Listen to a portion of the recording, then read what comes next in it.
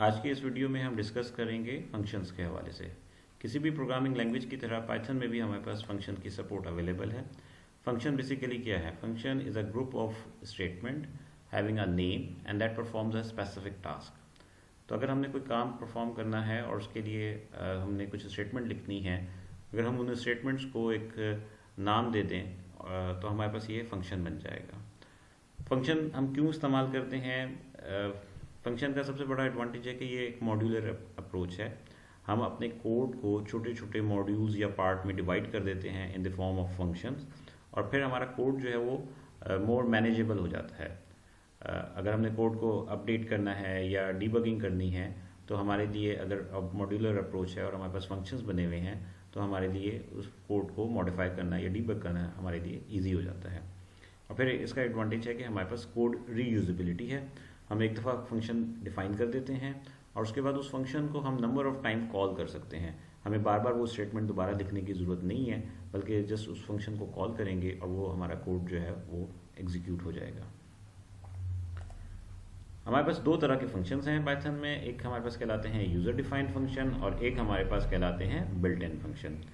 User defined functions वो function हैं जो कि प्रोग्रामर अपने कोड में खुद से डिफाइन करता है, उसका नेम स्पेसिफाई करता है, नंबर ऑफ आर्ग्यूमेंट स्पेसिफाई करता है और उसकी जो स्टेटमेंट, उसकी जो बॉडी है उसमें स्टेटमेंट डिफाइन करता है। जबकि बिल्ट इन फंक्शन वो फंक्शन हैं जो कि प्रोग्रामिंग लैंग्वेज में ऑलरेडी डिफाइंड होते हैं। हमें उन्हें डिफाइन नहीं करना पड़ता, बल्कि हम उसको जस्ट यूज़ करते हैं। आउटपुट के लिए हम प्रिंट की स्टेटमेंट इस्तेमाल करते हैं, तो प्रिंट बेसिकली हमारे पास क्या है? फंक्शन है। उसके अलावा हम किसी लिस्ट की लेंथ मालूम करने के लिए एलियन का फंक्शन इस्तेमाल कर सकते हैं, डेटा टाइप मालूम करने के लिए टाइप का फंक्शन इस्तेमाल करते हैं और यूज़र से इनपुट गेट करने के लिए इनपुट का फंक्शन इस्तेमाल करते हैं। उसके अलावा भी बहुत सारे लैंग्वेज के अंदर बिल्ट इन फंक्शन मौजूद होते हैं। फंक्शन को हम यूज़ कैसे करते हैं? सबसे पहले हमें फंक्शन को डिफाइन करना पड़ता है और उसके बाद उस फंक्शन को हमें कॉल करना पड़ता है। फंक्शन को एक ही दफ़ा डिफाइन किया जाएगा, लेकिन उसको कॉल जो है वो हम नंबर ऑफ टाइम कर सकते हैं डिपेंडिंग अपॉन अवर रिक्वायरमेंट। एक डायग्राम है जिसमें बताया गया है कि फ्लो ऑफ कंट्रोल कैसे होता है। ये एक फंक्शन है डिफाइन फंक्शन नेम के नाम से, और ये उसकी बॉडी है। ये जो दो स्टेटमेंट्स हमें नज़र आ रही हैं, ये हमारा जनरल कोड है। यहाँ पे हम इस फंक्शन को कॉल कर रहे हैं। फंक्शन को कॉल करने के लिए हमने फंक्शन का नाम लिखा और उसके बाद हमने पैरेंथेसिस लगाए।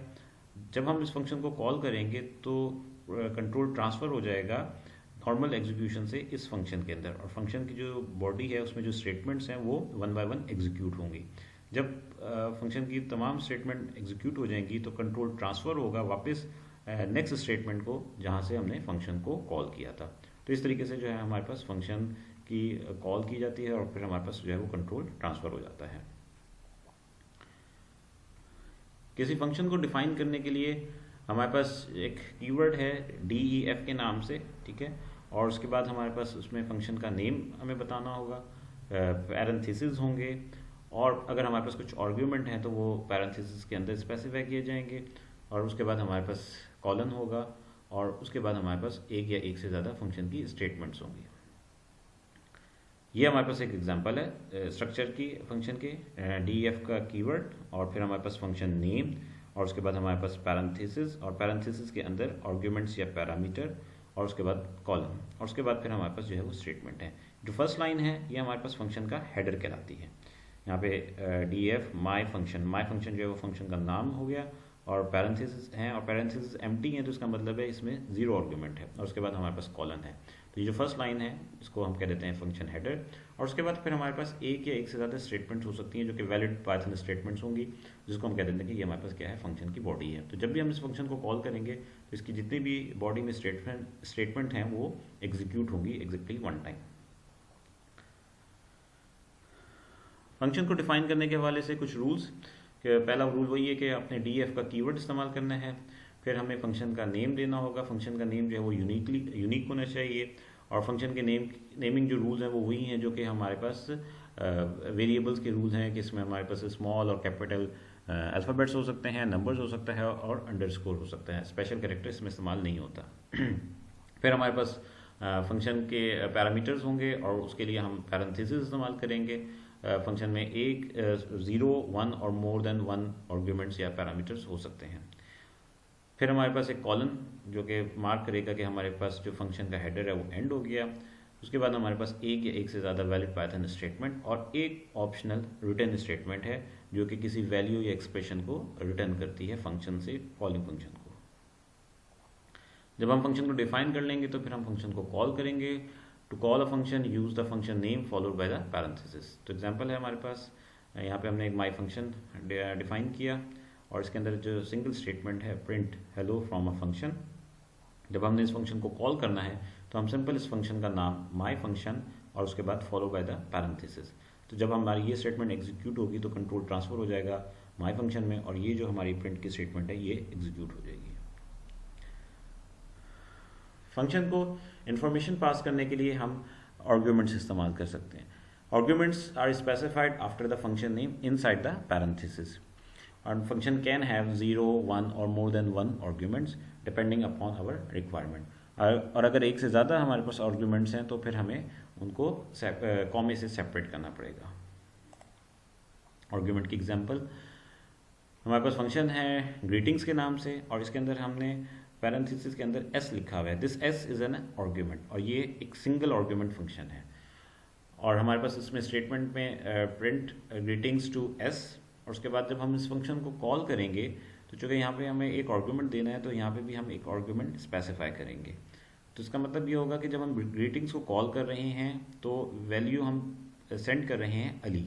ये वैल्यू जब ग्रीटिंग्स में जाएगी तो यहाँ पे s को वैल्यू अली मिल जाएगी। अली जो है वो हमारे पास एक स्ट्रिंग है तो s जो है वो क्या बन जाएगा, हमारा स्ट्रिंग वेरिएबल बन जाएगा। और फिर जब प्रिंट करवाएगा तो वो प्रिंट करवाएगा ग्रीटिंग्स टू s और s में अली है तो आउटपुट हमारे पास आएगी ग्रीटिंग्स टू अली। अगर आप इस फंक्शन को अली की जगह किसी और नाम से कॉल करेंगे तो वही नाम जो है वो डिस्प्ले हो जाएगा, greeting to whatever the argument value. ये दूसरी एग्जांपल है, इसमें हमारे पास एक सम का फंक्शन है और इसके अंदर हमारे पास a, b 2 आर्ग्यूमेंट्स हैं। ये फंक्शन सिंपली क्या करेगा कि दो वैल्यूज़ को सम कर देगा। हमने यहाँ पे इस फंक्शन को कॉल किया सम और वैल्यू हमने दी है 5, 10। अब a को वैल्यू 5 असाइन हो जाएगी, b को वैल्यू 10 असाइन हो जाएगी। फंक्शन की बॉडी में प्रिंट की स्टेटमेंट है और सम इज़ a प्लस b। तो a में हमारे पास 5 है, b में हमारे पास 10 है, तो आउटपुट हमारे पास क्या आ जाएगी, 15 आ जाएगी। इन दोनों एग्जांपल्स में, इस फर्स्ट एग्जांपल में हमारे पास ये सिंगल आर्ग्यूमेंट फंक्शन है जबकि सेकंड एग्जांपल में ये 2 आर्ग्यूमेंट फंक्शन है। अनदर एग्जांपल जिसके अंदर हम स्वैप कर रहे हैं और हमारे पास x और y 2 आर्ग्यूमेंट्स हैं। हम कर क्या रहे हैं कि मेन बॉडी से हम दो वेरिएबल है हमारे पास, x is equal to 2, y is equal to 3। हम x और y के साथ स्वैप का फंक्शन कॉल कर रहे हैं। अच्छा, ये भी याद रखें कि फंक्शन को हम वेरिएबल के साथ भी कॉल कर सकते हैं और किसी कांस्टेंट वैल्यू के साथ भी कॉल कर सकते हैं। पिछले एग्जांपल में हमने देखा कि हमने यहाँ पे इसको कॉल किया था अली के नाम से, अली के साथ, जो कि हमारे पास एक कांस्टेंट है, स्ट्रिंग कांस्टेंट, और यहाँ पे हमने उसको न्यूमेरिक कांस्टेंट के साथ कॉल किया था। जबकि इस एग्जांपल में हम इसको कॉल कर रहे हैं एक्स और वाई वेरिएबल के नाम से। तो जब हम स्वैप का फंक्शन कॉल करेंगे, कंट्रोल हमारे पास स्वैप के फंक्शन में चला जाएगा।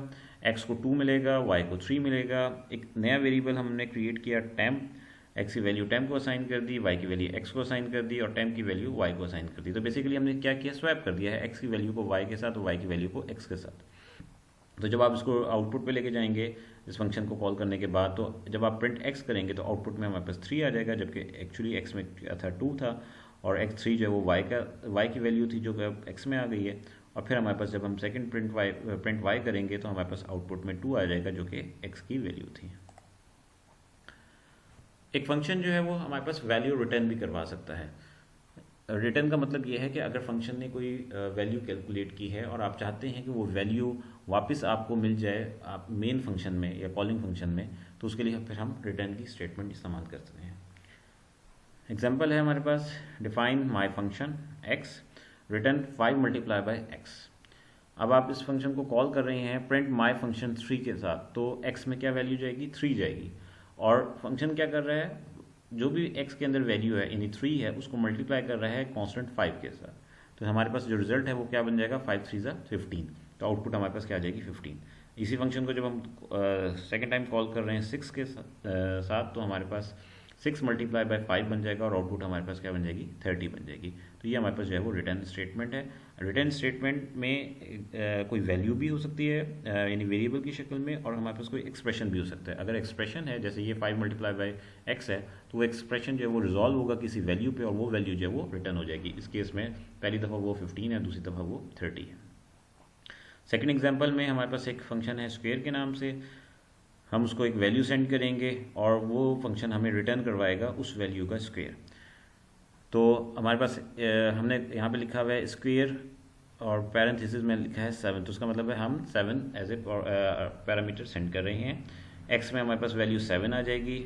आंसर हमारे पास एक वेरिएबल बनेगा और उसके अंदर x multiply by x, 7 multiply by 7 49 हो जाएगा, और रिटर्न किसको करवाएगा, आंसर को करवाएगा। इस केस के अंदर हमारे पास एक एक्सप्रेशन को रखा था हमने रिटर्न स्टेटमेंट में, जबकि हमने यहाँ पे जो हमारा आंसर है एक वो वेरिएबल है और वो वेरिएबल हमने रिटर्न करवाया। तो आउटपुट हमारे पास जो है वो 49 आ जाएगी 7 के स्क्वायर के हिसाब से। अनदर एग्जांपल जिसमें हमारे पास एक इवन ऑड का फंक्शन है और इसमें हम एक वैल्यू सेंड करेंगे और हम ये चेक करेंगे कि क्या ये वैल्यू इवन है या ऑड है। हमने यहाँ पे इस फंक्शन को कॉल किया इवन ऑड 7 के साथ। कंट्रोल ए में हमारे पास 7 आ जाएगा। इफ़ की कंडीशन है if a modulus 2 equals to 0 तो रिटर्न 0, एल्स रिटर्न 1।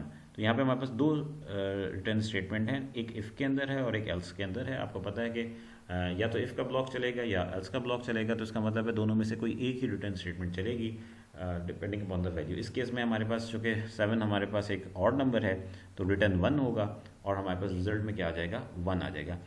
यहाँ पे ये जो फंक्शन है इसको हमने असाइनमेंट की राइट साइड पे लिखा है, तो जो फंक्शन से वैल्यू रिटर्न होगी अल्टीमेटली वो वैल्यू यहाँ पे आ जाएगी। और यहाँ पे 1 रिटर्न हो रहा है तो बेसिकली यहाँ पे 1 आ जाएगा, फंक्शन के कंप्लीट होने के बाद यहाँ पे 1 आ जाएगा और 1 जो है वो असाइन हो जाएगा रिजल्ट को। तो अगर हम रिजल्ट को प्रिंट करवाएंगे तो हमें आउटपुट में 1 मिलेगा। फंक्शन इसको वेरिएबल हमारे पास जो होते हैं वो फंक्शन की डिस्कशन में दो तरह के बन जाते हैं, ग्लोबल वेरिएबल और लोकल वेरिएबल। ग्लोबल वेरिएबल का मतलब है कि वो वेरिएबल जो कि किसी फंक्शन की बॉडी से बाहर डिफाइन किए जाते हैं तो उनका हमारे पास एक ग्लोबल स्कोप होता है, जबकि लोकल वेरिएबल्स वो वेरिएबल्स होते हैं जो कि किसी फंक्शन की बॉडी के अंदर डिफाइन किए जाते हैं और उनका स्कोप जो है वो लोकल होता है। यहाँ पे एक एग्जांपल है ग्लोबल और लोकल वेरिएबल की। ये हमारे पास एक वेरिएबल है टोटल, इसको हम कह रहे हैं ये ग्लोबल वेरिएबल है। फिर हमारे पास एक फंक्शन है सम के नाम से, जिसमें हमारे पास दो आर्ग्यूमेंट है, आर्ग्यूमेंट 1 और 2। हमने इसको सम किया और सम करने के बाद इसको हमने एक और वेरिएबल में रखा है, वो भी अगेन टोटल है। अब ये वेरिएबल फंक्शन की बॉडी से बाहर है फर्स्ट, जिसको हम 0 असाइन कर रहे हैं, तो ये हमारे पास क्या है ग्लोबल वेरिएबल है। जबकि ये जो वेरिएबल है टोटल ये फंक्शन की बॉडी के अंदर है, तो इसको ये हमारे पास क्या बन गया लोकल वेरिएबल। तो इस लोकल वेरिएबल का जो स्कोप है वो इस फंक्शन के अंदर है, यानी यहाँ पे जब हम टोटल को इस्तेमाल करेंगे तो हमारे पास ये वैल्यू आएगी जो इस फर्स्ट स्टेटमेंट में कैलकुलेट होगी। लेकिन इस बॉडी से बाहर जब हम टोटल को इस्तेमाल करेंगे, यूज़ करेंगे, तो वो हमारे पास इस टोटल 0 को इस वेरिएबल को रेफर कर रहा होगा। तो हमने इस फंक्शन को कॉल किया 10 और 20 से, तो आर्ग्यूमेंट 1 में 10 आ गया, आर्ग्यूमेंट 2 में 20 आ गया, दोनों को हमने ऐड किया 30 हो गया, तो टोटल में हमारे पास वैल्यू क्या आ गई 30। तो जब हम इस प्रिंट करवा रहे हैं inside the function local total is equal to total, तो उसका मतलब है आउटपुट क्या आएगी 30, क्योंकि इस टोटल में हमारे पास 30 है और ये टोटल इस टोटल की बात कर रहा है जिसमें वैल्यू 30 है। फिर हम यहाँ से इस टोटल को रिटर्न करवा रहे हैं। नेक्स्ट स्टेटमेंट में हम जब ये फंक्शन हमारा कंप्लीट हो जाएगा तो फिर नेक्स्ट स्टेटमेंट हमारी होगी प्रिंट की, जिसमें हम लिखेंगे हमारा आउटपुट करवा रहे हैं outside the function global total. ये जो टोटल वेरिएबल है ये रेफर कर रहा होगा इस वेरिएबल को, और जो कि इसके अंदर वैल्यू 0 ही है, इसकी वैल्यू चेंज नहीं हुई, तो हमारे पास आउटपुट क्या होगी 0। तो इसका मतलब ये हुआ कि जो लोकल वेरिएबल है वो सिर्फ फंक्शन के अंदर काम करेगा और उसका स्कोप या उसकी जो वैल्यू है बाहर वाले जो वेरिएबल है जिसे हम ग्लोबल वेरिएबल कह रहे हैं उस तक ट्रांसफॉर्म नहीं होगी, और जो बाहर वाला वेरिएबल है उसकी वैल्यू डिफरेंट होगी, जबकि लोकल वेरिएबल है उसकी वैल्यू डिफरेंट होगी।